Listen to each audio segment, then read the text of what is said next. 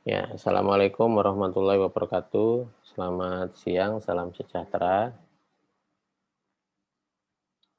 Jadi pada siang kali ini saya akan memberikan kuliah tentang intensitas bangunan atau kriteria terukur ya jika dalam perancangan kota.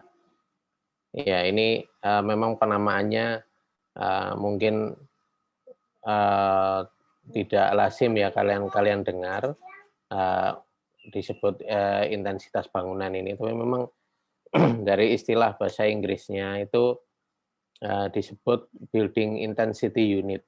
Ya, unit ya kalau diartikan berarti unit intensitas bangunan ya atau uh, pengendalian pengendalian bangunan ya kalau di tata kota biasanya ya. Jadi ada istilah-istilah yang mungkin kalian pernah dengar seperti GSB, kemudian KDB, KLB. Nah, itu semua uh, satuan-satuan yang digunakan untuk mengendalikan bangunan ya, pengendalian pengembangan bangunan di satu kawasan.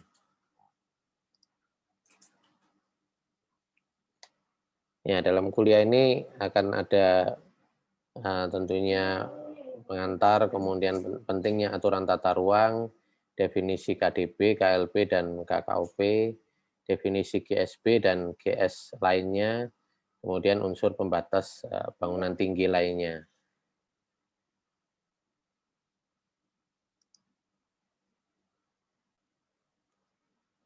Ya, yang pertama tentang pentingnya aturan tata ruang.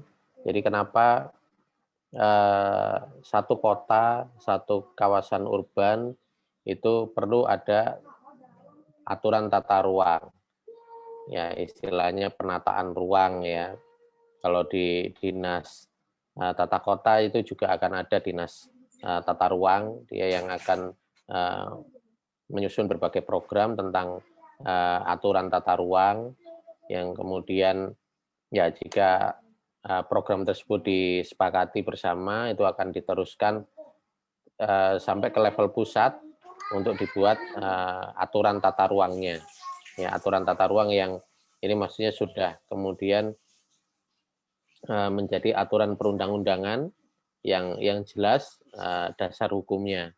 Ya, jadi ada memang beberapa aturan tata ruang yang kemudian terhenti atau apa ya, tertunda mungkin bahasanya ya yang baik ya. Kalau kalau terhenti itu kan seperti tidak kemudian tidak dilanjutkan. Ya, jadi ada juga aturan tata ruang yang seperti itu tertunda, belum disahkan ya istilahnya, disahkan menjadi aturan perundang-undangan. Nah, itu yang kemudian akan dievaluasi sampai kemudian bisa disepakati menjadi aturan tata ruang ya. Karena jika sudah menjadi aturan perundang-undangan ini berarti dipakai ya oleh uh, perangkat kota, oleh pemegang kebijakan untuk nantinya jika ada hal-hal yang melanggar peraturan perundang-undangan itu bisa kemudian ditindaklanjuti dari segi hukum. Ya, tapi jika belum ada disahkan ya, belum disahkan tapi Bapak masih berupa draft, nah ini yang biasanya tidak bisa ya kemudian ditindaklanjuti di ranah hukum. Ya, jadi di sini pentingnya aturan tata ruang. Ya, kalau kalian lihat di contoh ini ya, intensitas high rise di CBD Kota Surabaya, ini di pusat kota Surabaya.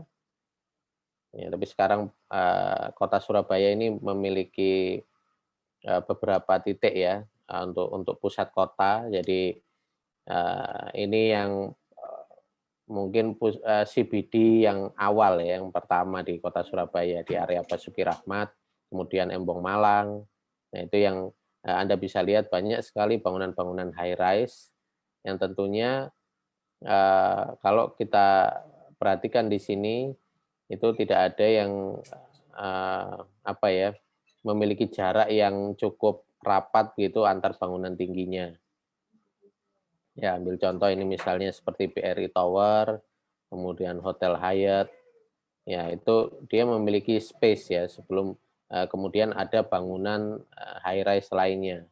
Nah ini berarti secara aturan tata ruang itu juga diatur ya batas ketinggian bangunan, batas penggunaan lahannya, ya sampai kepada ini juga ya apakah tower itu bisa berada di tepi jalan atau dia harus mundur dari tepi jalan itu juga ada aturan tata ruangnya.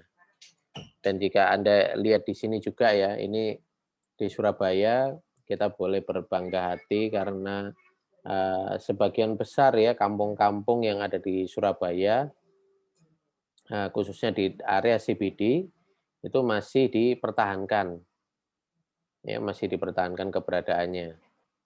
Ini seperti ini kampung apa Keputran ya di sini, kemudian ada Kaliasin, ada apa Pandegiling juga ya, itu kampung-kampung lama yang ada di Surabaya, yang sampai saat ini itu masih dipertahankan keberadaannya. Jadi tidak kemudian, dianggap underutilized, kalau di Jakarta mungkin sebutannya seperti itu ya, kampung itu area yang underutilized kemudian, bisa dikembangkan menjadi kawasan super blok. Ya, tapi di kita, ya kita, masih kita jaga ya kampung-kampung yang ada di Surabaya itu. Nah ini juga apa, Intiland Tower, ini yang cukup unik ya bangunannya, karya Paul Rudolph.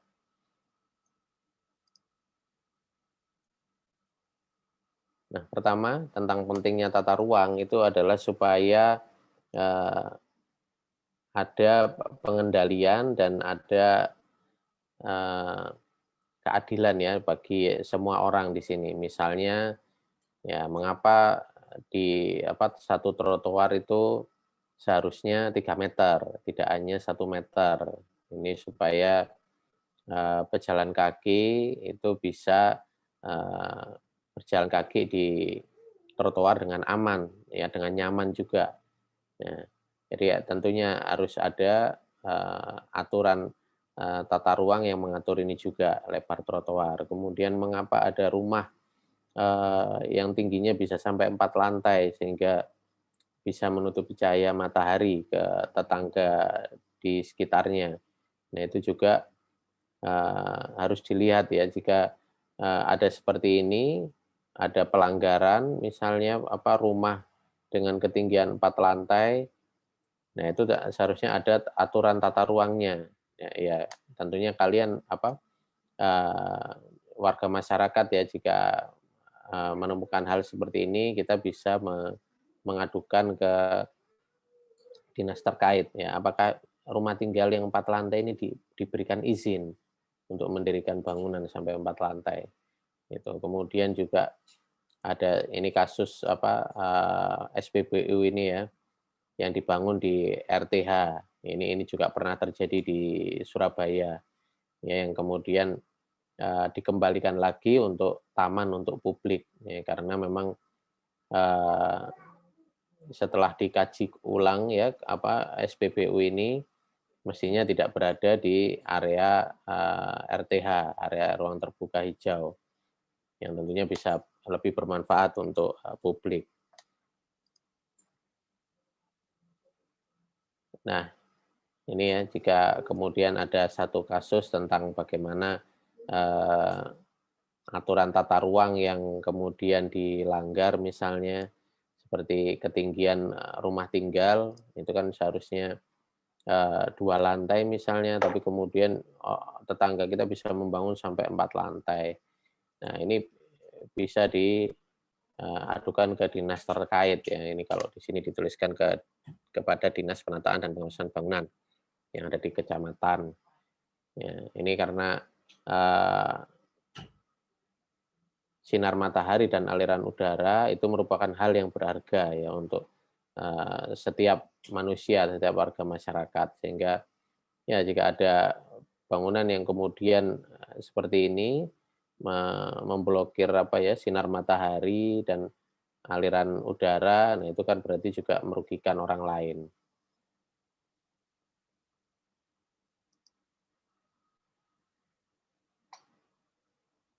Ini saya ambil contoh di Jakarta ya, di Jakarta ini ada, tata kota jakartaku.net. Ini sebenarnya saya ambil, sudah lama ya, mungkin saya kurang tahu ini sekarang apakah masih sama nama domainnya ini atau sudah berubah.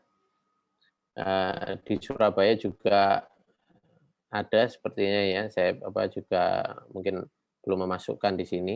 Jadi di dalam peta ini, peta tata ruang di Jakarta itu bisa di-zoom sampai, skala sekian yang kalian bisa melihat, sampai level apa ini, trotoar jalan ya, Mas, sampai bisa terlihat.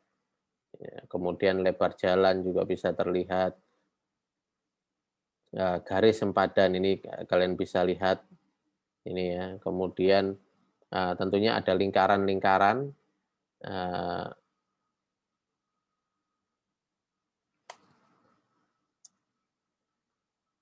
ya ada lingkaran-lingkaran ini yang, memiliki kode tertentu ya. Nah ini yang kalian perlu tahu. Ya jadi, setiap wilayah itu seharusnya dia di dalam kota tentunya, maksud saya, itu seharusnya memiliki peta seperti ini, ya memiliki peta yang detail seperti ini, detail, tata ruang ya, sampai ke tata tata guna lahan dan tata guna bangunannya. Ya jadi di sini, eee, kalau di satu area itu sudah diarahkan, di satu kawasan itu sudah diarahkan untuk tata guna lahannya, tapi kalau di peta ini sampai diatur pada tata guna bangunan. Nah, ini perlu diperhatikan ya. Jadi ada tata guna kawasan, tata guna lahan dan ada tata guna bangunan. Jadi jika tata guna lahan itu misalnya, ada area yang diperuntukkan untuk, perdagangan dan jasa. Nah, ini perlu dilihat lagi tata guna bangunannya. Apakah, eee, dia nantinya ditujukan untuk, fasilitas, maaf, apa, untuk perdagangan ataukah untuk jasa, ya. Misalnya untuk, eee, bank ataukah untuk pertokoan, ya, untuk, misalnya juga apakah boleh di situ dibuat bengkel misalnya, bengkel kan juga termasuk jasa ya. Nah, itu bisa dilihat sampai di level peta ini. Ini sampai membicarakan tentang tata guna bangunannya. Nah, ini ya jika di-zoom in lagi, jika diperbesar sampai terbaca ini, ya ada, eee, kuadran ini, Anda bisa lihat di sini ada peruntukan, peruntukan bangunannya. Nah, ini ya ada misalnya disingkat WSN, apa ini, Wisma Susun, ada Wisma Kantor, ada yang lain-lain ya, ini tentunya. Ini peruntukan bangunannya. Kemudian tipe masa bangunan, ini sampai kita bisa melihat ke sana ya. Apakah bangunan tunggal atau bangunan deret. Ketinggian bangunan juga akan disebutkan, kemudian KDB ya pastinya, kemudian KLB. Nah, jadi di sini kalian juga bisa memonitor sebenarnya ya, apakah, eee, pengembangan yang terjadi di area Anda, misalnya ada tetangga yang kemudian, mendirikan bangunan atau merenovasi bangunannya apakah sesuai dengan, peta ini. Ya ini tentunya jika sudah diterbitkan, secara publik seperti ini, dia sudah memiliki dasar hukum. Ya jadi kita bisa melihat apakah tetangga kita itu membangun, KDB-nya menyesuaikan dengan, peta ini. Ya ini di sini kan bisa kita lihat ini ada yang berapa ini, 60%. Ada juga yang 80% ya dilihat dari luas lahannya mungkin, jika dia cukup, luas KDP-nya mungkin, eee, separuh ya dari ukuran lahannya. Ya artinya separuh dari lahannya juga itu tidak diperbolehkan dibangun. Ya dia bisa dimanfaatkan untuk parkir atau untuk taman gitu ya, atau untuk ruang terbuka. KLB juga begitu, ini bentuknya, angka, koefisien seperti ini, ada koma-komanya ya. Ini tentunya ada perhitungannya lagi nanti jika, kita ingin tahu, ketinggian maksimal bangunan yang diizinkan, ya di satu lahan itu. Nah, kemudian ini tentunya untuk melihat, GSB ya.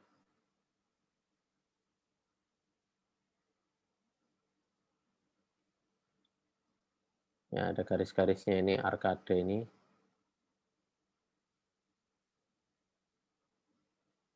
Atau mungkin ini masih trotoarnya dulu ini.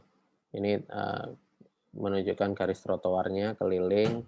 Kalau untuk GSB dia ada lagi ya, apa, eee, di sini tidak dicantumkan ini untuk GSB-nya.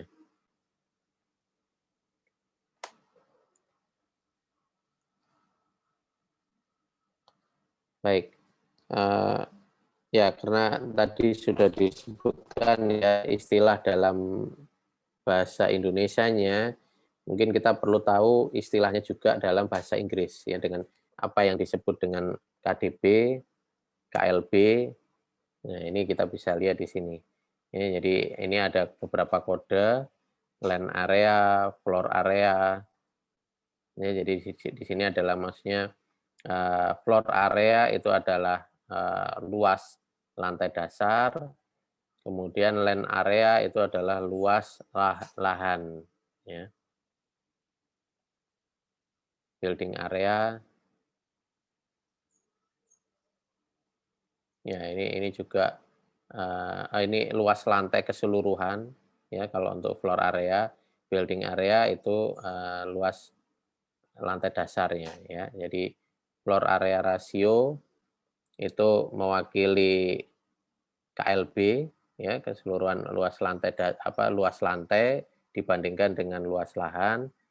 Jika untuk building cover ratio atau terkadang disingkat menjadi building covered gitu ya, BC, itu menyebutkan pada KDB ya. Jadi, building area atau luas lantai dasar dibandingkan dengan, eee, luas lahannya. Ya, tapi di luar negeri juga ada beberapa istilah lain ini ya. Ada open space ratio, kemudian recreation space ratio, livability space ratio. Nah, ini mungkin kalau di Indonesia ini tidak sebegitu detail ya aturannya mengikat ini. Tapi kalau di luar negeri ini penting sekali ya. Ini melihat apakah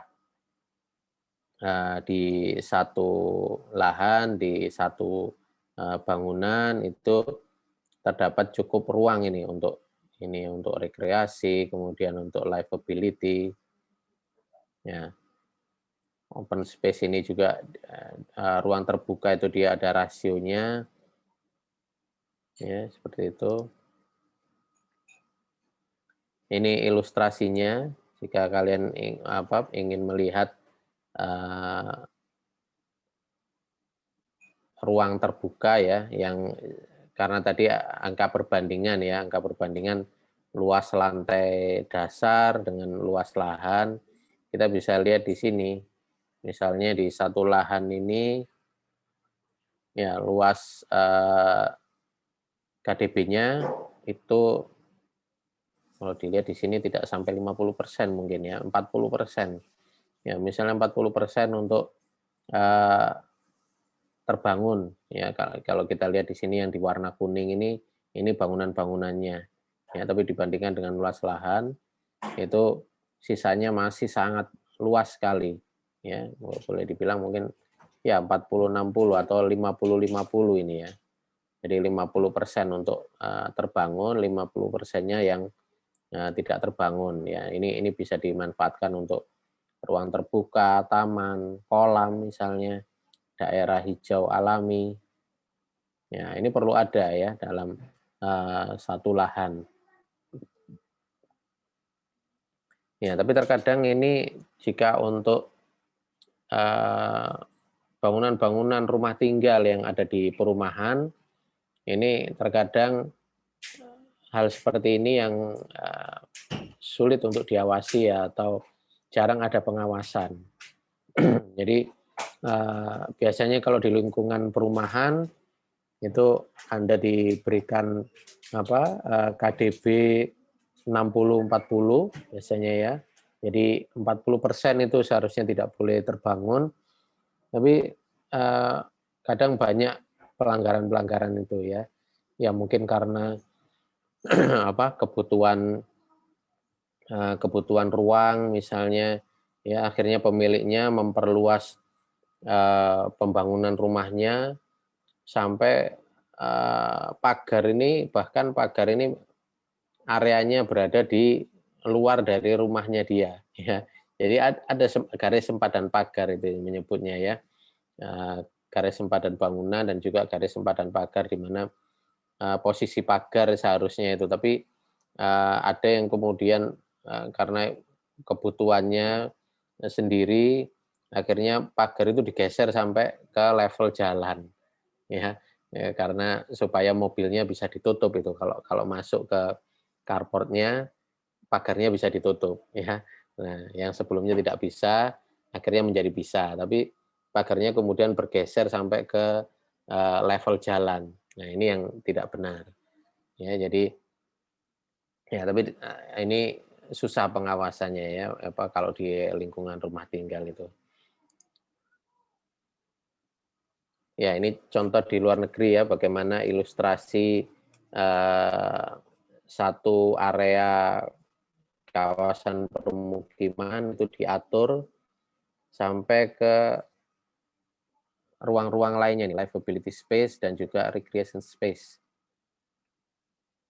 Ya, mungkin kalau di Indonesia ini di kawasan permukiman elit ya, baru ada pembagian seperti ini. Jadi ada area-area lahan-lahan yang dimanfaatkan untuk fasilitas umum, untuk rekreasi, ya, difungsikan untuk taman, kolam, itu.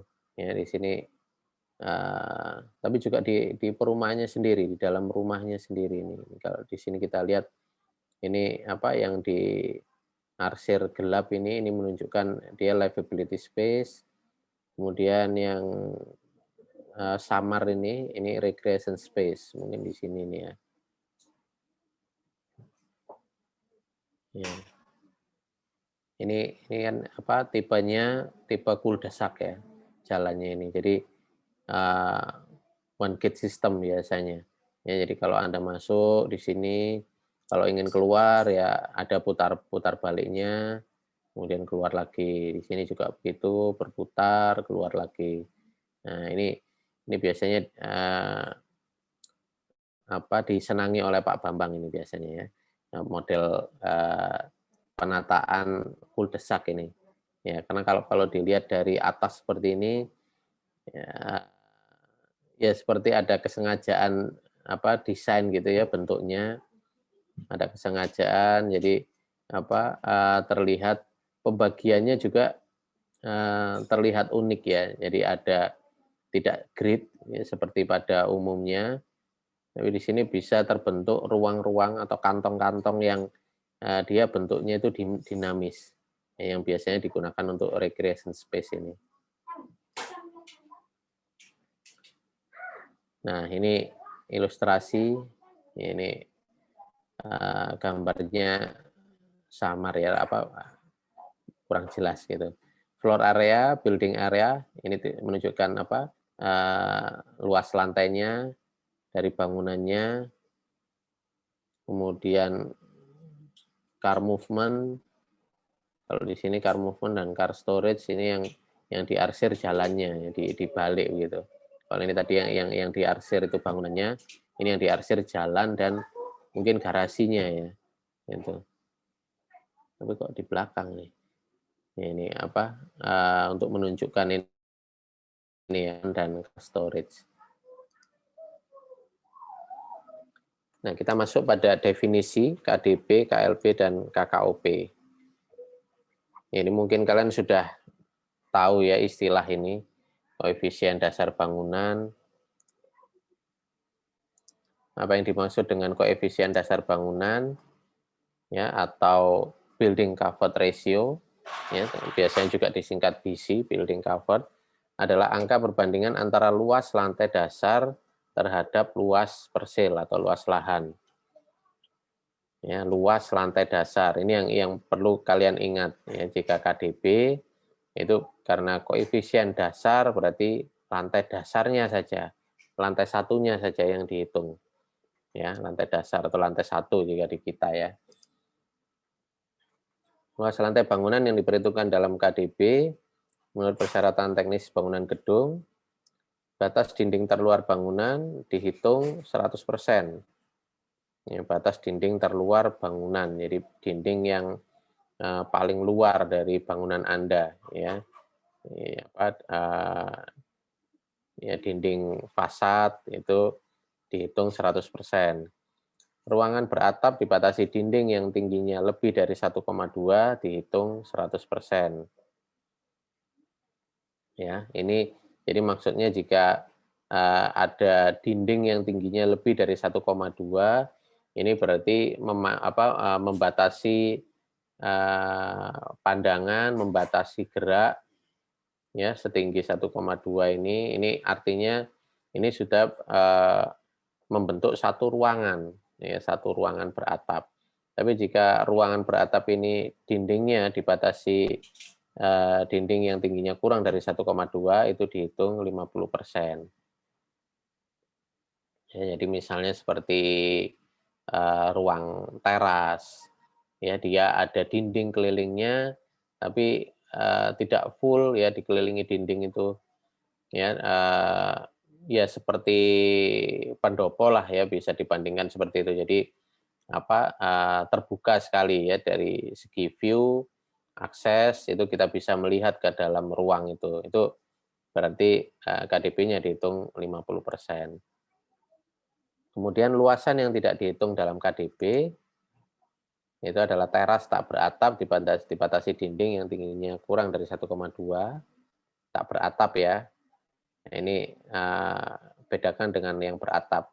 Karena jika beratap berarti dihitung dia ada struktur yang menopang atapnya itu. Ya, kalau kemudian ada yang bertanya, Pak, kalau atapnya apa? Atap cantilever gimana, Pak? Kan dia tidak ditopang di di level lantai terasnya. Itu kira-kira dihitung enggak KDP-nya?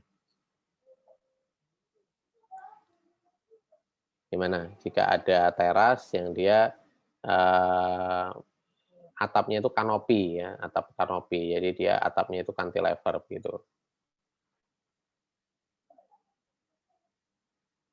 Ya, itu tentunya juga masuk dalam ruangan yang beratap ini ya. Karena dia akan mempengaruhi juga terhadap ya seberapa besar area atapnya ini dia menguasai jalan ya. Karena kan ada ya yang seperti itu. Jadi memandang bahwa atapnya ini dia bentuknya kanopi, dia bentuknya gantung. Jadi itu tidak termasuk di dalam perhitungan KDB ya, tapi terus akhirnya atapnya ini sampai menjorok sampai ke jalan. Ya, sama saja ya. Jadi dia tentunya akan mengganggu kan ya kalau sampai menjorok ke jalan begitu meskipun dia tidak ada struktur di bawahnya, dia tidak ada kolom-kolom yang menopang atau juga pondasi yang menopang atapnya itu. Ya, kemudian berikutnya luasan yang tidak dihitung dalam KDB itu pasio, ruang terbuka tak beratap di dalam rumah. Nah, ini juga tidak dihitung dalam KDB ya, pasio ini. Tapi ya ini tadi ya, kalau di rumah tinggal, ya mungkin awalnya seperti ini rencananya ya, perhitungannya itu. Jadi ada pasio, ada ruang terbuka di belakang, ya biasanya itu dimanfaatkan untuk, ruang jemur atau untuk taman belakang misalnya, tapi karena kebutuhan akhirnya, pasio ini hilang ya. Yang pertama terbuka akhirnya diberi atap, tertutup ya. Setelah ditutup atap, yang sebelumnya lantainya ini berupa rumput misalnya, kemudian diberi perkerasan, diberi, paving keramik misalnya. Nah, ya akhirnya, pasionya hilang ya, yang ya kalau dihitung-hitung lagi berarti KDP-nya sudah melebihi dari yang ditentukan. Ya ini kalau di rumah tinggal ya biasanya begitu. Kemudian, KLB, yang tadi KDB. Mungkin ada pertanyaan terkait KDB sebelum saya teruskan ke KLB. Jelas ya? Oke, kita masuk ke KLB sekarang, koefisien lantai bangunan atau floor area ratio. Itu adalah perbandingan antara total luas lantai bangunan, ini tapi ada juga yang dibolak-balik ya, luas total lantai gitu ya, totalnya tidak disebutkan dulu. Ya, karena di sini, mungkin ada yang lebih mudah mengingatnya seperti itu, luas total lantai, eee, itu kan luas total lantai ya, kalau dipikir-pikir juga, total lantainya jadi ada di belakang ya, apa apa itu susunan kalimat yang benar.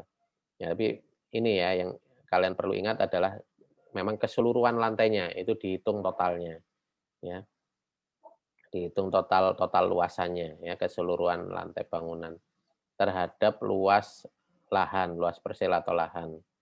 Jadi kalau KLB karena menyebutkan lantai berarti keseluruhan, luas lantai bangunan ya. Nah, keseluruhan luas lantai bangunan atau bisa disebut total luas lantai bangunan.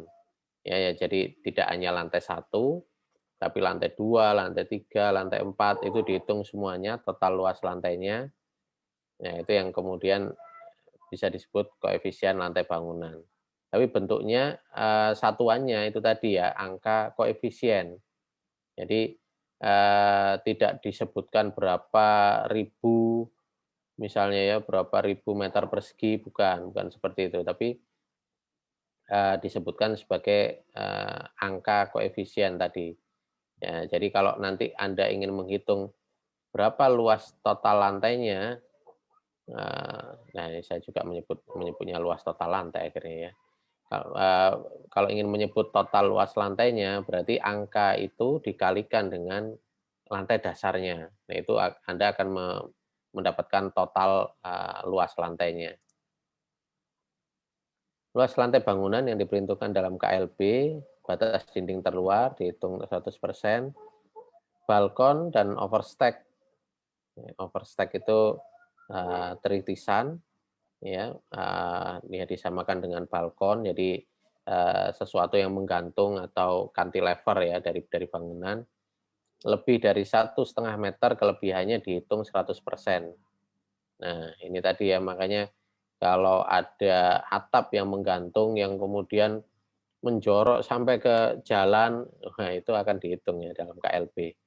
Ya bayangkan itu padahal cuma untuk atap misalnya gitu ya, tapi Anda berikan kanopi supaya enggak panas misalnya ya, ruko katakanlah biasanya saya menjumpai ini banyak di bangunan-bangunan ruko ya, diberikan kanopi yang, panjang sekali sampai hampir ke jalan.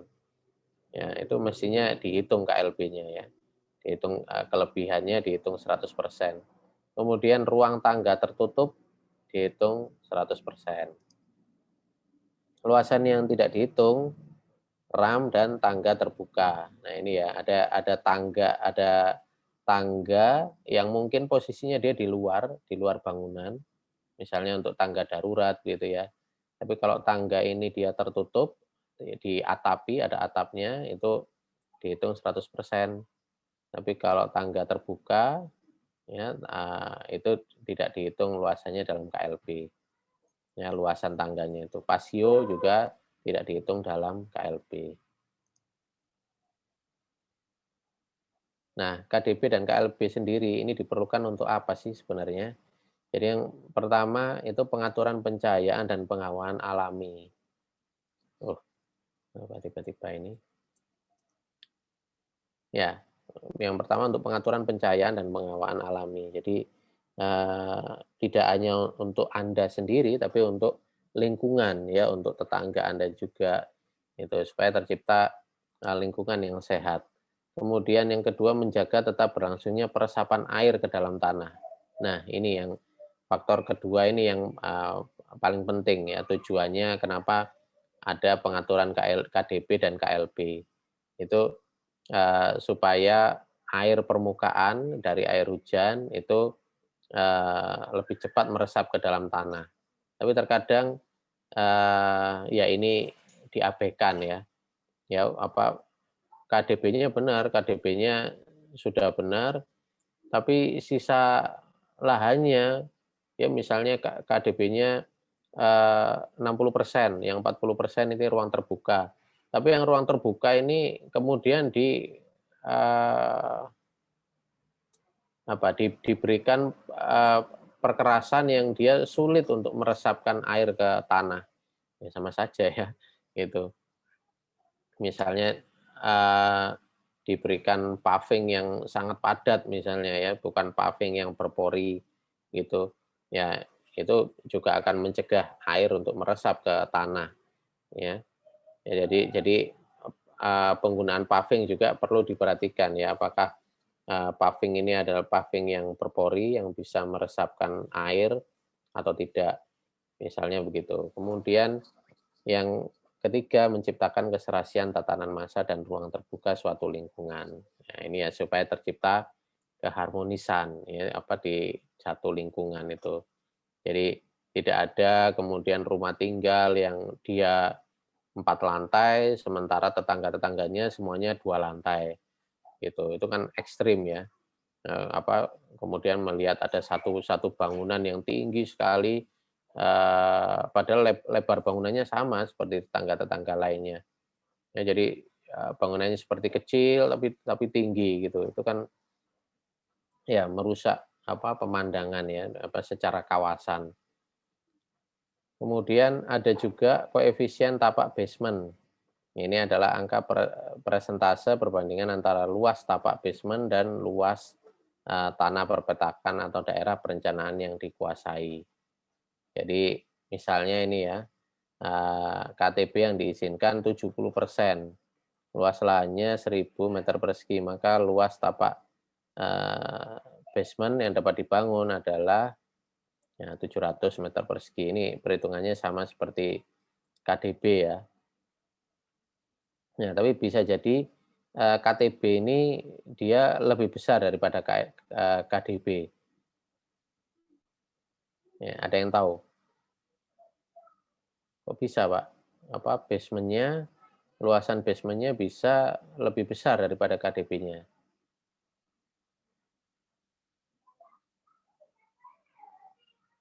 Ya, karena ruang basement itu, bisa jadi dia berada di bawah ruang terbuka, ya, yang, dia menjadi bagian dari, eee, sisa dari KDB. Ya, katakanlah KDB 60%, kemudian 40% dia ruang terbuka. Nah, di bawah ruang terbuka itu bisa dimanfaatkan sebagai, bagian dari KTB juga, ya. Jadi makanya, basement itu bisa, lebih besar daripada, KDB itu sendiri, ya. Jadi dia bisa berada di bawah, area parkir misalnya ya, area parkir yang berada di permukaan tanah, tapi ada batasnya, sampai di mana dia boleh, dibuat, perluasannya ya, maksudnya, luasannya ini sampai seberapa besar, ya. Ya ini tentunya, kita bisa ambil contoh ya, misalnya seperti kasus tanah yang ambles, yang di Rumah Sakit Siloam ya, yang di Surabaya. Kalau kalian pernah ingat, itu yang jalan yang ambles itu, Ya itu karena pembangunan basement dari rumah sakitnya, ya. Itu kan di basement-nya itu kalau tidak salah itu di batasnya itu sampai di trotoar ya, di trotoar jalan itu. Jadi melebihi dari GS bangunan memang. Ya bisa bisa seperti itu, bisa melebihi dari garis sempadan sampai di batas trotoar itu yang diberikan penahan, diberikan retaining wall, dinding penahan. Tapi karena ada ini kasus air ya, kalau tidak salah itu, kasusnya itu ada air, entah air air tanah atau dari mana, intinya yang dia merembes sampai di dinding penahan ininya, di retaining wall itu, yang kemudian akhirnya jebol ya dinding penahannya itu dan, tanah yang jalan yang ada di, depannya itu ikut tergerus ya, ikut ikut masuk ke dalam lahan akhirnya, ikut, ambles. Nah, jadi itu salah satu, kasus ya, yang iya tentunya seharusnya tidak terjadi seperti itu. Jadi, mungkin itu dari awal, supaya ingin ekonomis mungkin ya, jadi retaining wall-nya itu, dari bahan yang belum permanen, jadi dari seperti lempeng-lempeng baja begitu yang ditanam. Ya, yang akhirnya dia masih tetap memiliki rongga, yang akhirnya sampai bisa tertembus oleh air itu. Ya, tapi kalau sudah jadi basement itu tentunya retaining wall-nya di sekeliling basement itu, dari beton ya mestinya. Ya dari beton yang sangat, tebal, padat, yang sehingga, struktur tanah di sekitar basement-nya itu tidak ambles, tidak longsor ya, tidak, eee, seperti kejadian itu, seperti yang jalan Gubeng itu ya, itu kalau kalian, tahu itu tentang itu. Oke, mungkin ada pertanyaan, terkait KLB dan KTB.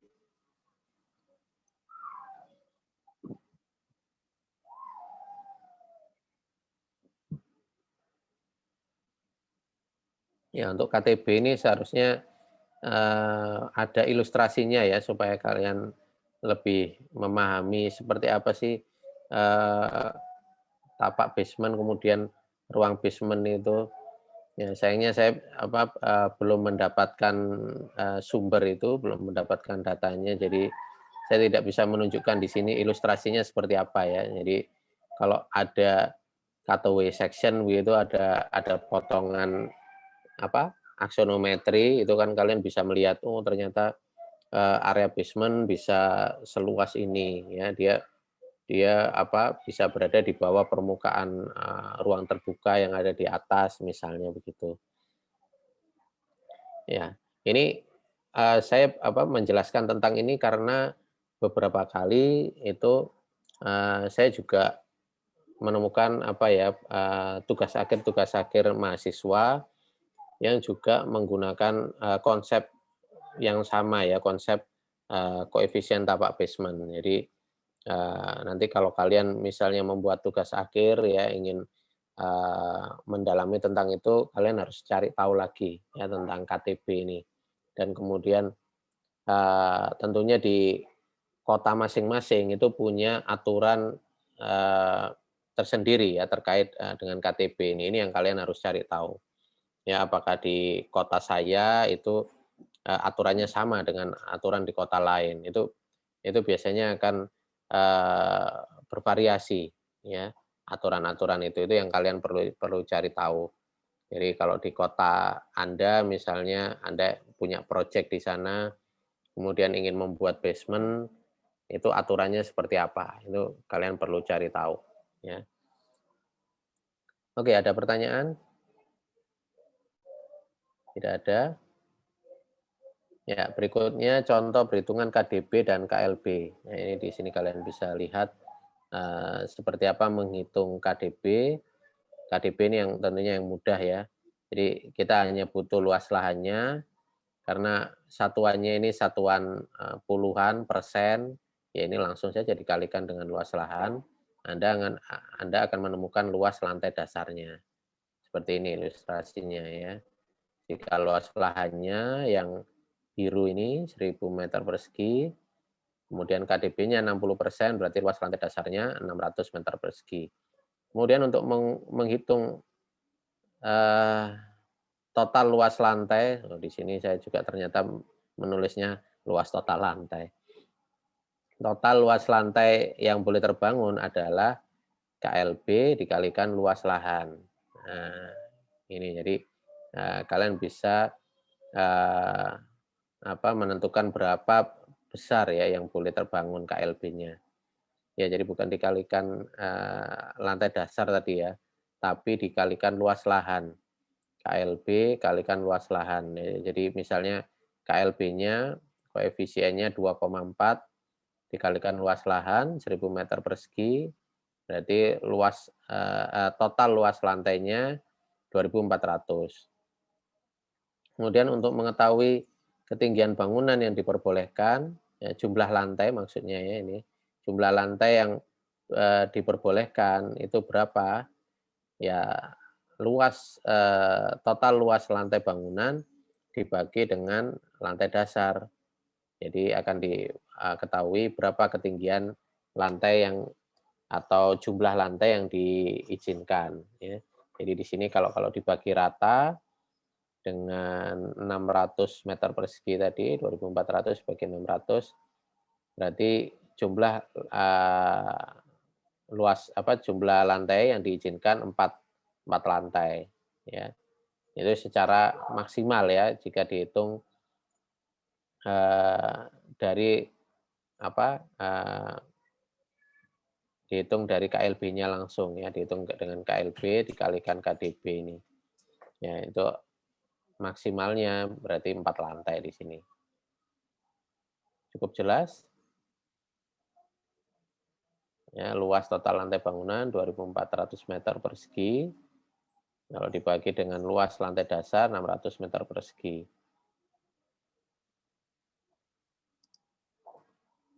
Ya, ini hubungan koefisien dasar bangunan dengan, eee, koefisien lantai bangunan, ya. Nah, ini kalian bisa lihat jika misalnya KDB 100%, oh berarti saya bisa, membuatnya seperti ini. Ya, tapi jika KDB 50%, berarti saya bisa membangun, separuh dari lahan. Artinya, eee, kalau dikaitkan dengan jumlah lantai bangunan, berarti saya bisa membuat, 2 lantai jika KDB-nya 50%. Jika KDB-nya 25%, ya ini bisa lebih tinggi lagi yang boleh dibangun.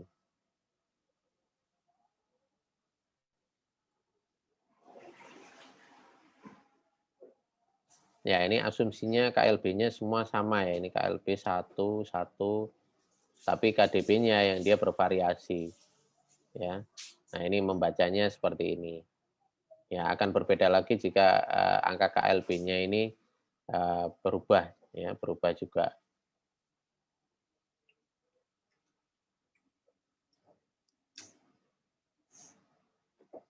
Nah kemudian ada juga yang mengendalikan ketinggian bangunan, intensitas tata ruang juga ya, pemanfaatan ruang,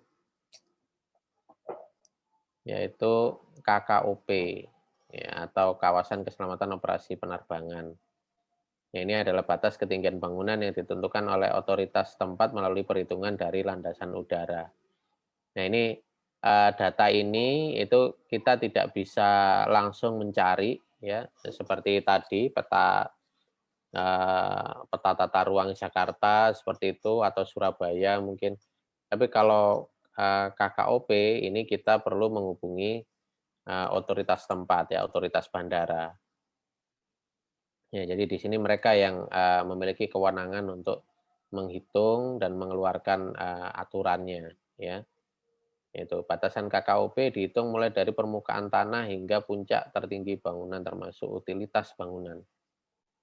Jadi maksudnya utilitas bangunan ini adalah, seperti menara, antena, itu kan biasanya ada ya untuk supaya kelihatan tinggi bangunan saya buatkan apa, menara yang terlihat masif gitu ya, padahal itu hanya apa, menara saja, gitu ya, apa dibuat menara yang runcing begitu, ya itu termasuk dihitung, sebagai utilitas bangunan, ya.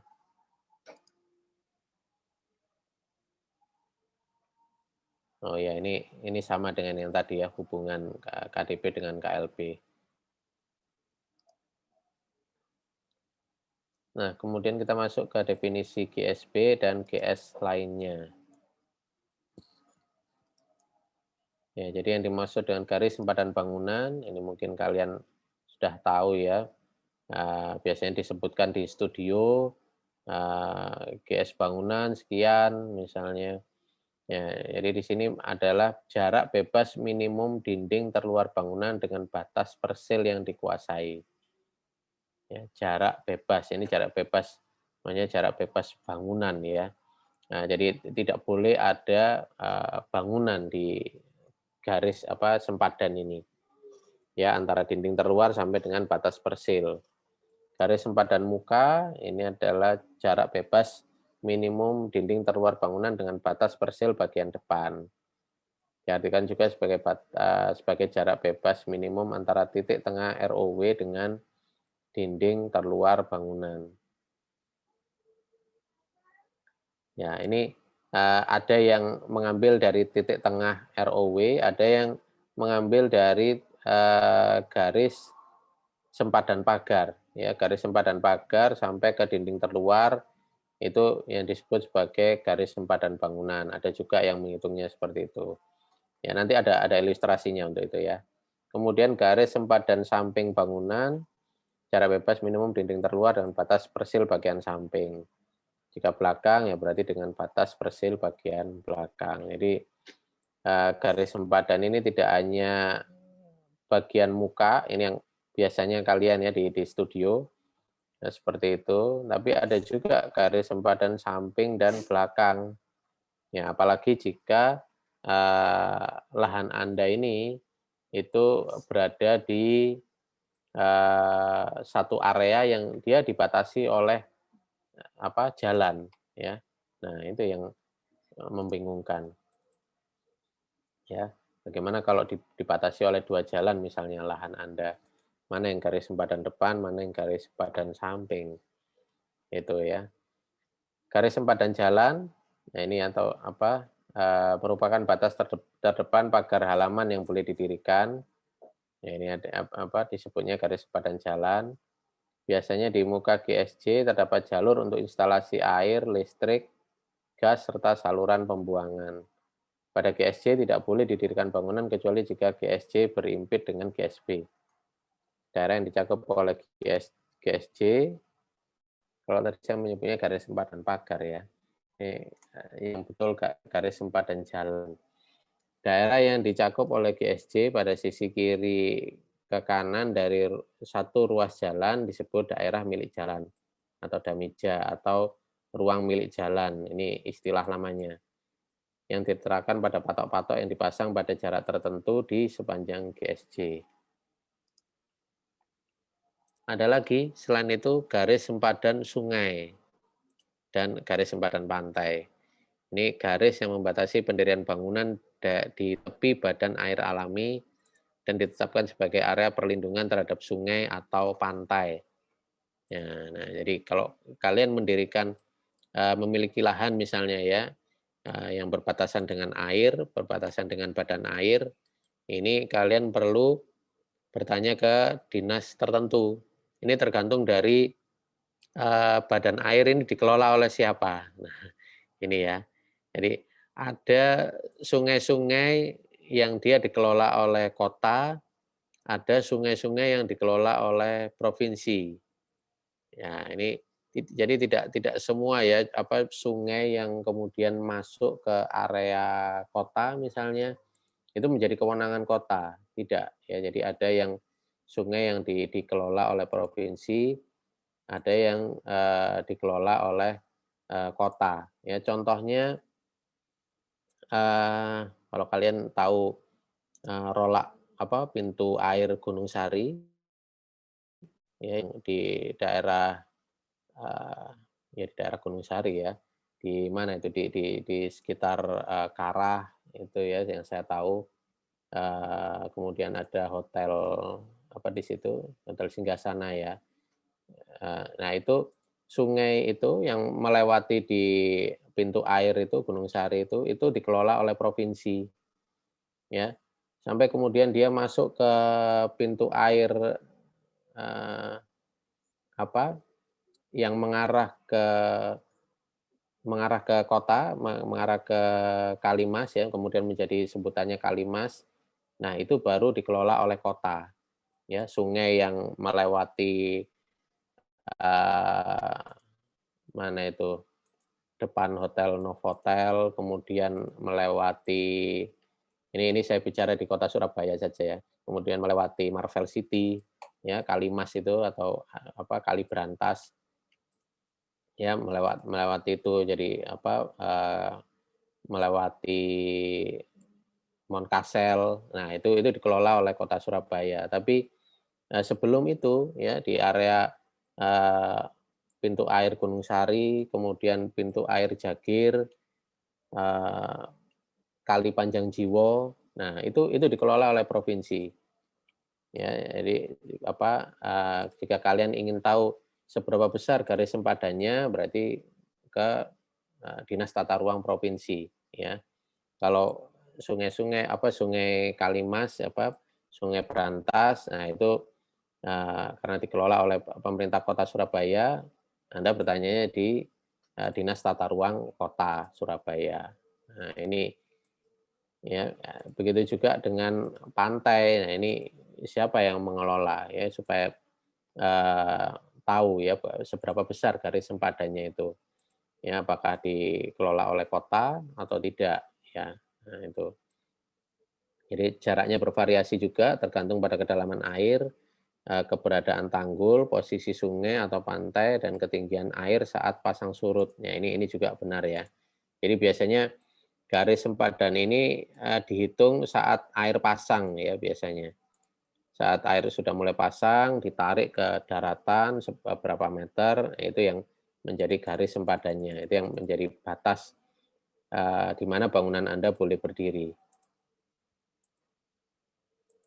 Ya, sampai di sini ada yang ingin, bertanya terkait garis sempadan?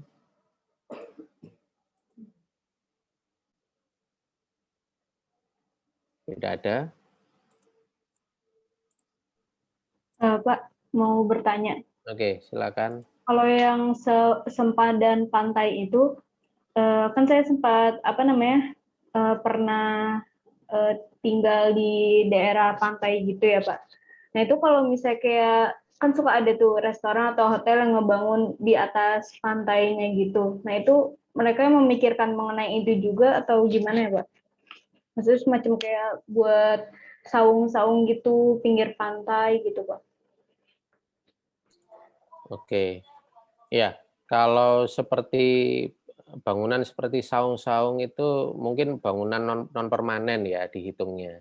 Jadi, eee, masih diizinkan, tapi kalau untuk, eee, bangunan hotelnya sendiri, untuk huniannya ya, untuk kamar-kamar hotelnya, saya rasa itu yang dihitung ya untuk garis sempadannya. Jadi itu yang dia akan lebih menjorok ke daratan, apa, tidak berada di bibir pantainya, tapi yang seperti ya bangunan saung-saung itu yang masih diizinkan untuk itu ya. Ya, seperti juga membuat kolam renang ya kalau tidak salah. Itu kan, dia kan tidak berdinding, tidak beratap biasanya kolam renang itu juga, bisa berada pada garis sempadan pantainya itu, ya. Nah, eee, ini menarik ya pertanyaan Anda.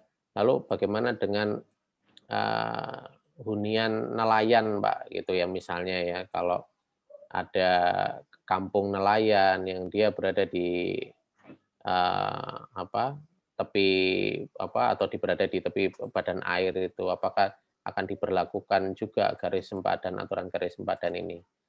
Ya, yang seperti itu kita melihat dulu ya dari konteksnya ya. Kalau permukiman nelayan itu ya dia ada lebih dulu sebelum aturan ini, berlaku, ya biasanya aturan ini tidak diberlakukan ya untuk itu. Ya, dan juga kita melihat dari konteks, lokalitasnya. Kalau misalnya itu merupakan kampung nelayan yang dia memiliki nilai, kearifan lokal, nilai budaya setempat ya, ya tentunya itu justru harus kita lindungi. Ya, jadi ada misalnya permukiman, orang-orang suku Bajo ya, yang dia dia, berada di badan air begitu ya, di tepi badan air. Ya itu justru kita harus lindungi ya sebagai kearifan lokal, ya bukan terus kemudian, wah ini melanggar garis sempadan gitu ya, tidak seperti itu. Ya jadi, ini diberlakukan untuk ya, bangunan-bangunan baru ya setelah, aturan ini berlaku. Nah itu tentunya ketika dia mengajukan izin mendirikan bangunan, mengajukan IMB, nah di situ yang evaluasinya ya, eee, apakah dia sudah memenuhi ketentuan garis sempadan pantai atau tidak, misalnya ya kalau kalau itu dia berada di tepi pantai, gitu. Oke, apakah sudah menjawab kira-kira? Sudah Pak, sudah menjawab. Ya, baik. Ada lagi yang ingin bertanya?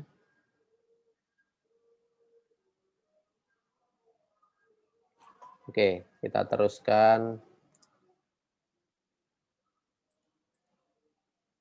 Nah, ini ya, ini ada pertanyaan ini kira-kira, mana yang disebut kalau dari yang gambar bawah ini? Kalau yang ini jelas ya.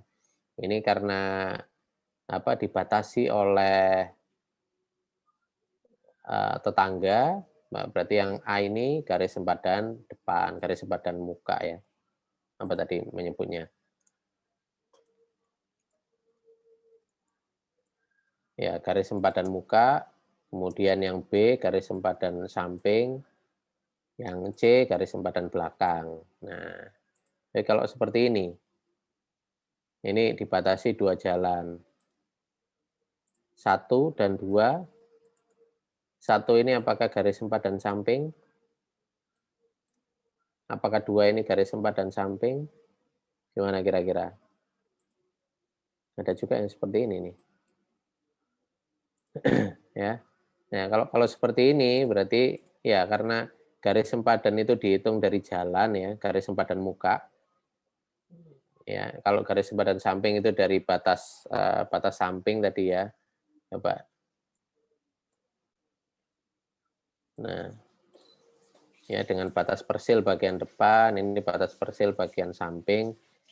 Nah, ini kalau seperti ini, karena batas-batas persilnya ini semuanya jalan, ya, yang seperti ini, ya ini berarti semua disebutnya garis sempadan muka ini ya. Karena ini berada dikelilingi oleh jalan ini. Ya, sama seperti ini juga. Ya, ini tapi kita harus tahu ini, oh ini berapa kira-kira garis sempadannya. Ya, biasanya memang diukur dari ini ya, tepi jalan ke dinding bangunan. Ya, jadi ilustrasinya nah seperti ini. Ya, ada yang GSB itu dihitung dari tepi jalan, maksudnya tepi jalan ini pagar ya tadi ya menyebutnya, dari pagar sampai ke dinding terluar dari bangunan. Ya, ini yang umum yang kalian tahu ya. Tapi di kota-kota lain itu atau di daerah lain peraturannya bisa berbeda. Ya, ini kalian perlu cek. Ya, misalnya di daerah lain loh ini GSB-nya kok sampai 8 meter, kok sampai 10 meter, besar sekali ini. Nah, itu perlu dicek apakah mengukurnya dari pagar sampai ke dinding bangunan atau dari tengah eee, rumija atau tengah ROW tadi, ya. Jadi di daerah lain juga bisa GSB-nya dihitung dari tengah-tengah jalan ya, dari tengah-tengah jalan ke dinding bangunan. Nah, itu kan berarti GS-nya akan lebih, lebar lagi ya, lebih lebih besar lagi gitu. Nah, ini yang perlu kalian tahu ya, gitu. Yang umumnya kalian tahu itu, GSB dihitung dari pagar ini ya, dari pagar ke dinding bangunan. Tapi dilihat dulu ini ya, apa, tepi persil terluar ini, apakah tepi persilnya ini, memang benar dia setelah saluran atau tidak. Nah, itu ya.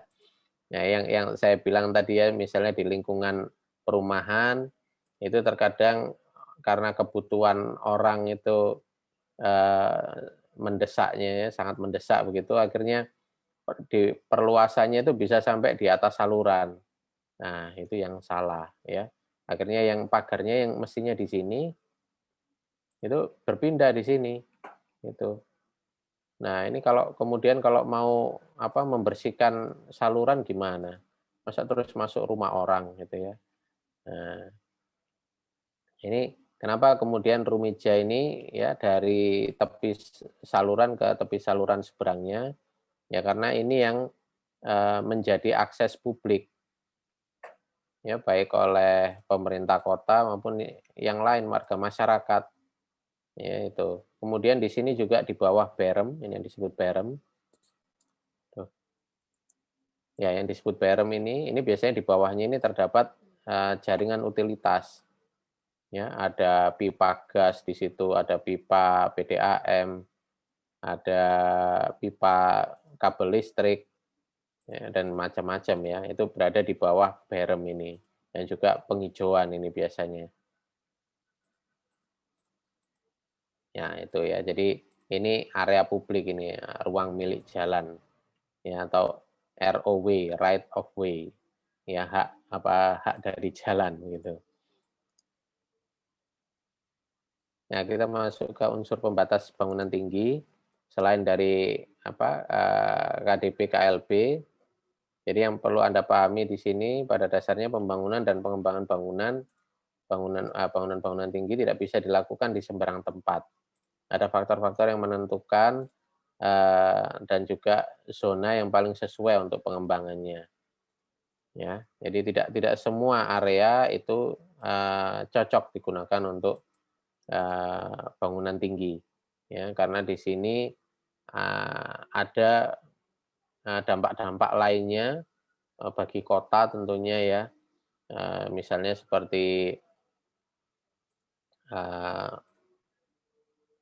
lalu lintas ya, apakah dia, bisa mengganggu lalu lintas yang, berada di depannya. Ini kan ini contohnya, apartemen yang dekat dengan ITS ini, kalau kalian tahu. Ini di sini perpustakaan, eee, nggak tahu ini sampai sekarang atau masih ada atau tidak ya. Ada perpustakaan, eee, kota, kemudian ada, eee, Stesia ya di setelah ini, setelah apartemen ini. Nah, ini juga, karena sudah diizinkan seperti ini, tapi lebar jalan ini tidak, apa, tidak bertambah, ya ini kan bisa jadi, penumpukan ya, penumpukan lalu lintas. Kita, rehat dulu ada azan asar.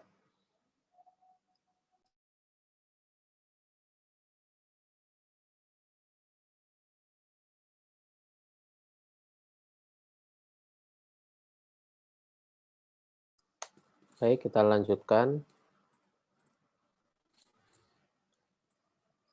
Ya, jadi seperti yang saya sampaikan tadi, izin untuk mendirikan bangunan tinggi seperti ini tidak sembarangan ya. Jadi seharusnya memperhatikan, beban jalan, ya makanya ada yang kemudian disebut dokumen, ANDALALIN ya, analisa mengenai dampak, lalu lintas.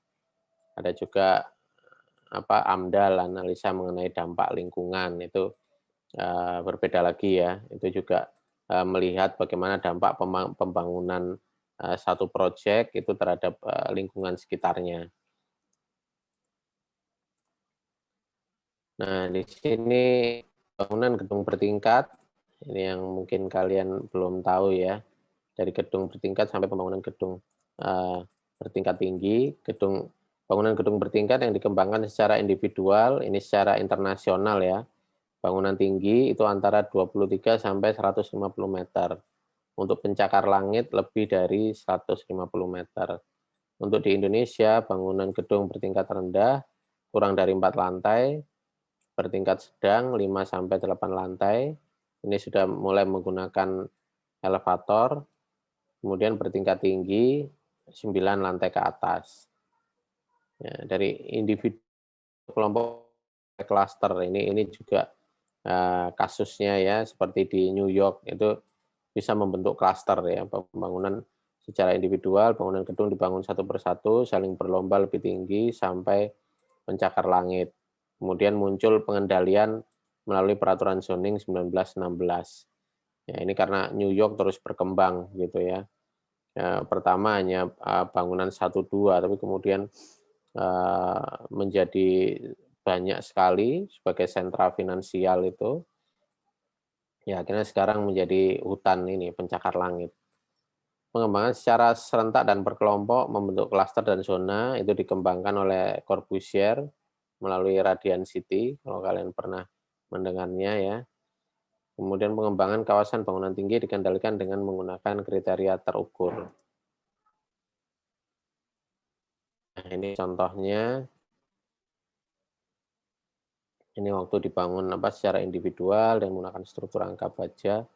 Ini bangunan tingginya mungkin kisaran 6-8 lantai begitu, tapi kemudian saling berlomba-lomba, ya akhirnya menjadi hutan pencakar langit ya di New York ini.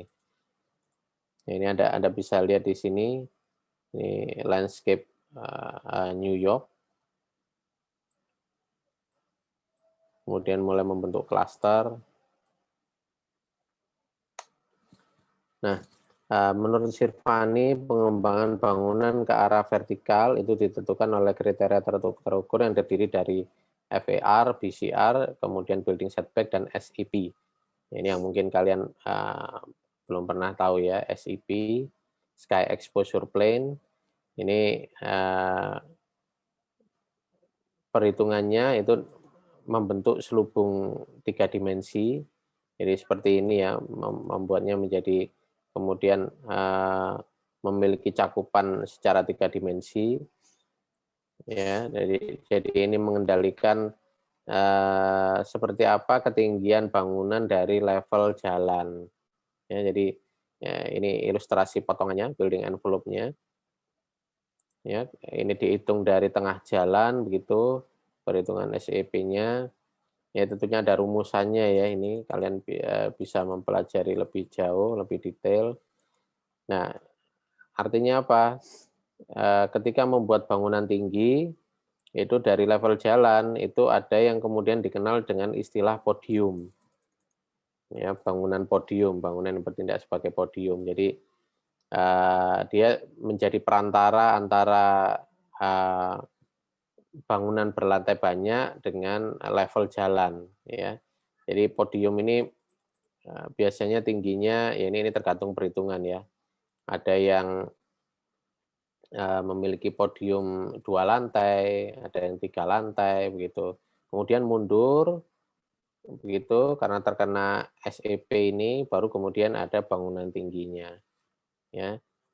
Nah, manfaatnya apa? Ya tentunya sama seperti KDB, KLB tadi. Jadi salah satunya untuk memberikan hak ini ya, pencahayaan alami, begitu. Tidak hanya untuk tetangganya ya, tapi untuk pengguna jalan juga. Nah, bayangkan jika kemudian kalian berjalan-jalan, berkendara di lingkungan yang gelap misalnya ya, tidak dapat sinar matahari pagi, tidak dapat sinar matahari sore, gitu. Karena terlalu sempit gangnya, diapit oleh pencakar langit misalnya. Nah, itu kan juga menjadi lingkungan yang tidak aman, ya, gitu. Jadi, eee, SIP ini untuk membentuk building envelope, tujuannya itu juga ya, untuk membuat, jalan ini, mendapatkan haknya ya, pengguna jalan mendapatkan haknya untuk sinar matahari dan juga aliran udara. Nah, ini contoh ilustrasinya ya, jika jika dibuat 3 dimensi, akhirnya jika ada satu bangunan yang mau dibangun, itu bentuknya bisa seperti ini, ya, karena dia mengikuti selubung bangunannya, mengikuti perhitungan selubung bangunan, ya dia akhirnya seperti ini, ya. Nah, ini berarti dia berbatasan dengan jalan juga di sisi pojoknya ini. Jadi dia, apa, akhirnya seperti piramid begitu ya gedungnya kalau kalau boleh dibangun gedung pencakar langit, ya. Pengendalian zona kawasan, nah ini ada juga ilustrasi ya di, Seattle, bagaimana dibuat ilustrasi 3 dimensinya, selubung bangunannya. Nah, dari perhitungan 3 dimensi selubung bangunan ini, akhirnya kita juga bisa memiliki konsep skyline ya, garis langit. Jadi bagaimana, nanti garis langitnya itu terbentuk, itu bisa dari, beberapa perhitungan itu dibuat pemodelannya secara kawasan, ya supaya kita bisa mendapatkan gambaran, secara 3D kawasannya itu dia, eee, skyline-nya dia seperti apa, ya. Ini skyline ini biasanya, eee dimanfaatkan satu kota ya, itu untuk citra kawasan juga, ya untuk image kawasan. Jadi bagaimana, kota dia itu dikenal orang lain ya, orang dari luar kotanya. Itu biasanya juga kemudian ada, semacam kompetisi skyline ya, itu di dunia itu. Ada kota-kota yang akan dikenal karena skyline-nya seperti di San Francisco, New York, kemudian Hong Kong, itu kota-kota yang, dikenal dengan skyline-nya. Taipei itu juga, dia, memiliki skyline yang khas, mana lagi, Dubai, ya itu, kota-kota yang dia punya, skyline ya, yang di Indonesia mungkin Jakarta ya, tapi saya kurang tahu, Jakarta memenuhi urutan keberapa ya dalam, ranking itu, kualitas skyline-nya. Ya, yang saya tahu yang terkenal itu San Francisco, kemudian Hong Kong itu terkenal ya, apa, skyline-nya. Nah, unsur pembatas lainnya, ini ada Perda, Peraturan Wali Kota, kemudian Peraturan dan Rencana Tata Ruang, ini juga, pembatas ke arah vertikal, dituangkan dalam Surat Keterangan Rencana Kota, SKRK. Ini berbeda dengan di Jakarta ya, menyebutnya, eee, bukan SKRK tadi ya. Apa, ada yang ingat menyebutnya? Kalau di Jakarta disebut dengan LRK, ya, Lembar Rencana Kota. Kalau di kita, di Surabaya disebut Surat Keterangan Rencana Kota. Ya, itu di dalam surat keterangan rencana kota itu Anda akan, mendapatkan keterangan KDB, KLB, GSB, ya yang, eee, ya ini juga sebagai persyaratan untuk, IMB juga ya. Jadi bagaimana nanti Anda, mengembangkan proyek ke depannya ya di satu lahan. Nah, kemudian juga ada perhitungan ALO, Angle of, Light Obstruction. Nah, ini menghitung SIP tadi ya.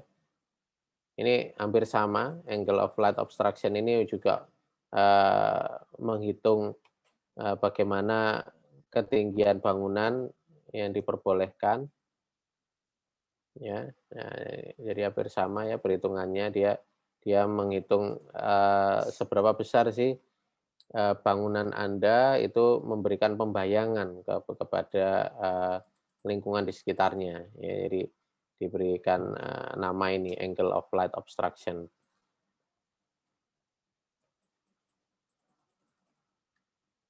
Nah, ini dari Perda Kota Surabaya, ilustrasinya seperti ini ya, untuk menghitung SEP. Jadi kita juga punya perhitungan untuk itu.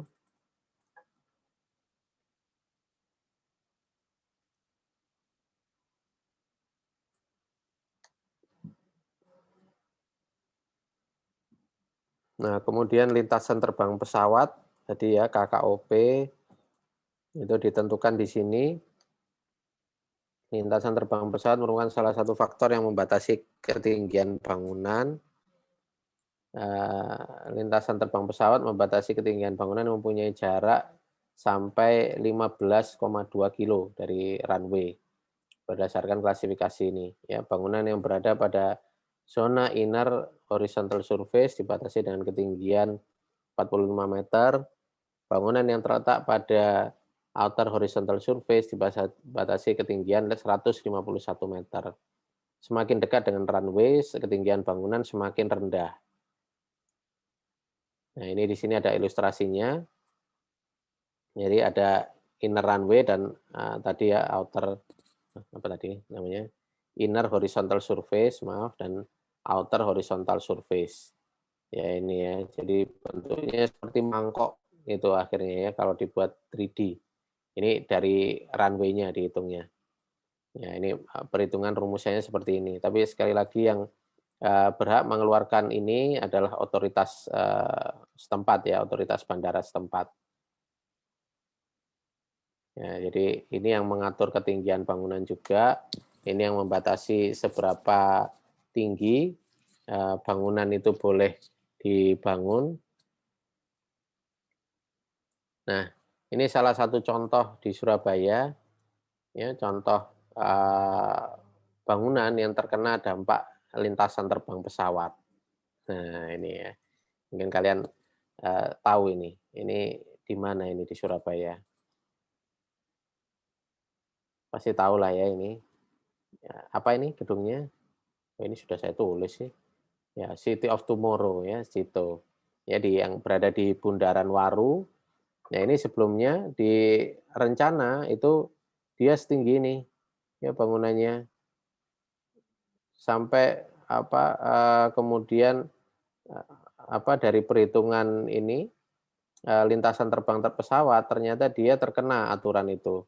Ya, aturan karena kan ya meskipun ini tidak mungkin jarang ya di atasnya dilewati pesawat begitu, tapi aturan lintasan terbang pesawat atau KKOP itu, yang seperti saya jelaskan tadi, dia, eee, bentuknya seperti mangkok itu.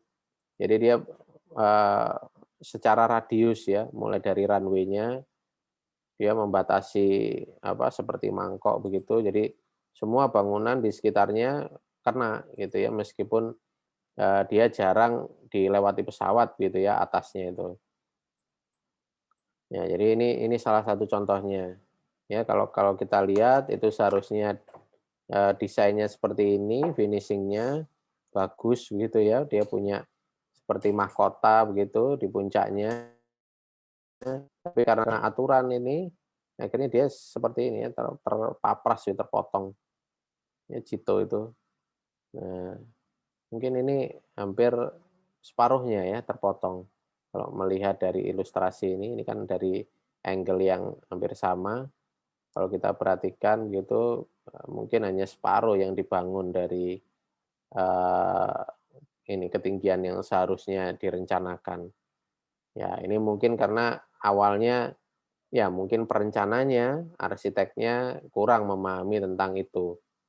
Ya, tentang aturan, KKOP itu. Jadi di sini kalian perlu hati-hati ya, karena kalian nanti sebagai arsitek, kalau kalian apa, membuat, satu perencanaan, ya meskipun apa, dilihat dari jaraknya ya, Cito ini kan lumayan jauh dari Bandara Juanda, tapi ternyata masih terkena, aturan KKOP itu, ya.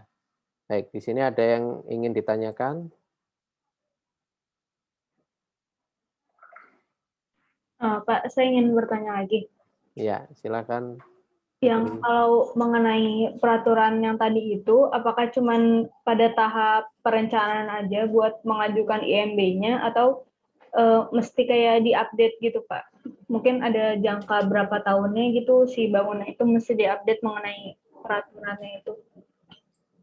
Oh enggak, ya IMB itu ya hanya berlaku ketika Anda ingin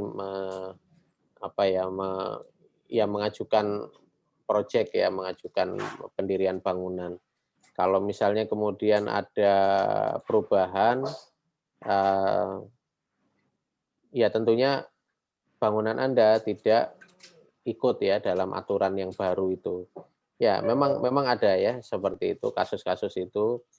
Ini biasanya jika dikaitkan dengan izin mendirikan bangunan di daerah cagar budaya, ya, di daerah yang dia memiliki eh, apa itu heritage itu ya, di kawasan heritage, yang dia di kawasan kota lama misalnya gitu. Nah itu terkadang ada yang eh, karena dia ya aturan aturan cagar budayanya belum keluar katakanlah gitu ya.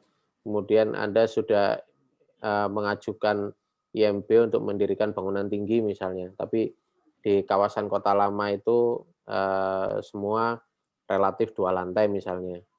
Ya, kalau selama tidak ada peraturan itu yang seperti yang saya bilang tadi ya, kalau belum ada aturan yang disahkan, ya dia tidak akan bisa mengikat ya secara hukum pada proyek Anda. Ya, tapi begitu kemudian Anda selesai membangun, sudah dibangun misalnya bangunan tinggi, tapi kemudian aturan itu kemudian muncul, ya bangunan Anda tidak terkena aturan itu. Ya, jadi IMB ini mengikat pada saat Anda mendirikan bangunan, ya. Kalau ada peraturan baru setelahnya, ya bangunan Anda akan dikecualikan dari itu. Ya akan dilihat pada tahun berapa bangunan Anda berdiri, gitu aja deh. Gitu. Dan aturannya itu keluarnya pada tahun berapa juga, gitu ya. Pak, kalau misalnya nih pada saat si bangunan ini kan yang seperti Bapak bilang tadi, misal dari patio tadi dia itu berubah jadi yang beratap seperti itu. Nah itu imbasnya itu gimana ya Pak? Maksudnya kan itu udah terlanjur dibangun, terus si pationya ini misal dikembangkannya itu 5 tahun kemudian gitu. Nah itu imbasnya apa Pak? Apakah ada ketahuan gitu dari hukumnya atau gimana Pak? Ya, ya biasanya kalau di lingkungan perumahan itu yang jarang ada ya pengawasan itu. Tapi saya juga kurang tahu jika itu terjadi di misalnya di bangunan pemerintah juga misalnya gitu ya, atau di bangunan komersil, apakah akan ada inspeksi atau tidak. Ya kan, karena biasanya inspeksinya ini terjadi ketika Anda mengajukan izin baru ya. Ya misalnya merenovasi bangunannya. Kemudian eh, Anda ingin di tingkat gitu ya, ditambah jumlah lantainya. Nah, ini akan dilihat juga di aturannya apakah masih sesuai dengan eh, aturan tata ruang atau tidak ya. Karena kalau misalnya eh, memang diharuskan ada pasio atau ada taman di belakang rumah misalnya ya, itu harus ada. Ya IMB-nya akan dilihat IMB yang baru ini. Ya kalau itu melanggar ya tentunya Anda akan diminta untuk memperbaiki rencana gambar rencananya. Ya yang artinya ya IMB Anda akan ditunda penerbitannya gitu. Ya, tapi saya kurang tahu pengawasannya yang secara berkala itu apakah ada atau tidak itu yang saya kurang tahu ya. Tapi biasanya pemeriksaannya itu tadi jika ada pengajuan IMB baru, misalnya Anda ingin merenovasi bangunan Anda, ya itu akan dicek lagi ya. Itu pengajuan IMB-nya ini akan dicek lagi dengan fakta di lapangan. Ya. Ya Pak, baik Pak, terima kasih Pak. Ya. Oh ya, ini saya jadi ingat ya dari pertanyaan Putri ini tadi, Ananda Putri. Ya, biasanya ya bangunan-bangunan yang dia berada pada lahan-lahan khusus, lahan khusus ini lahan strategis gitu ya, lahan-lahan yang penting di kota, di dalam kota itu IMB-nya akan lebih ketat lagi ya dilihatnya ya, karena Anda punya keuntungan di situ ya, kalau Anda punya lahan-lahan yang berada misalnya di tepi jalan protokol, di tepi jalan besar, kemudian Anda punya lahan di pojok ya, dan cukup luas misalnya juga ya, itu akan ditanya ya oleh apa, dinas yang ini mengeluarkan IMB, apakah Anda punya kontribusi terhadap, kota ya, kontribusi terhadap, ruang kota. Apakah mungkin Anda memberikan, eee, sebagian dari lahan Anda untuk, apa, pedestrian way misalnya gitu ya, atau untuk taman gitu, itu akan diminta ya, akan diminta, eee, seperti apa ya, seperti CSR gitu ya, bukan ya. Mungkin ya inilah eee, sumbangsi Anda untuk kota itu aja gitu. Jadi ya Anda harus, mau ya menyumbangkan sebagian, lahannya itu untuk, ruang publik, biasanya seperti itu. Ya khusus di, lahan-lahan yang, strategis ya, berada di tepi jalan protokol atau di, lahan pojok gitu. Ya, seperti itu. Ada pertanyaan lain? Apa sudah menjawab tadi Ananda Putri, sudah ya? Ya. Ada yang lain?